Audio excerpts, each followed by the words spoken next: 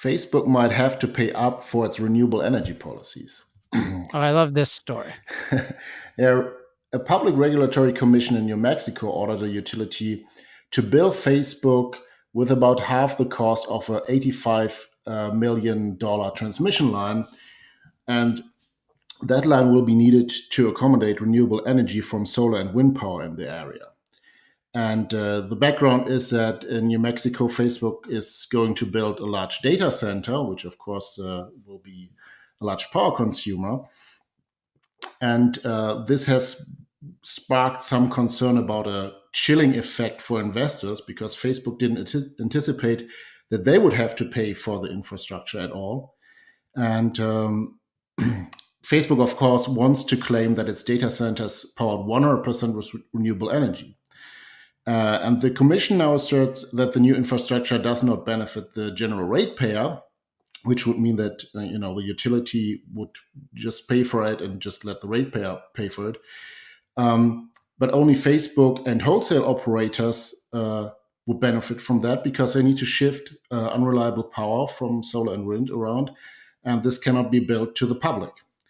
And the naive observer, of course, would ask, well, if Facebook is just trying to power their data center with 100% solar and wind, why don't they do just that? And why do they need this power line to the grid?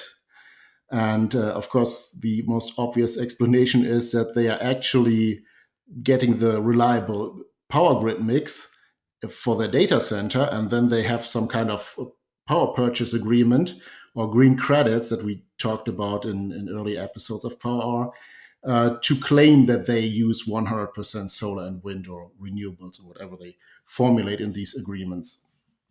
And so now there's the legal dispute between the commission and the utility and Facebook. And, I don't know the details of what they had contractually agreed to exactly. But my message to Facebook is own it.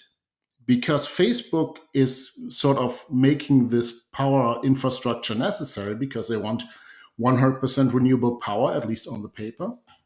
They are a big power consumer and they need reliable power. And ideally, they should actually cut the power lines to the power grid and generate their own dedicated renewable portfolio on site. As others have claimed but never done. And even if they have used their market power and political influence to dump these excess costs for the infrastructure on the general public, they still morally own the additional cost imposed on the grid and other generators. So, Facebook now says, yeah, this might have consequences for our long term operations in New Mexico. But I would say this means Facebook doesn't want to fully pay for what they impose on others. Yeah, and it's not like an expensive transmission line is some unimaginable last second unanticipated consequence. It's a pretty obvious thing that you're talking about, oh, we're going to totally change the way we generate power. We're going to use unreliable fuels that are in highest concentration and lowest cost in this area, and then we're going to try to somehow integrate them with reliable fuels, or we need to integrate them with reliable fuels.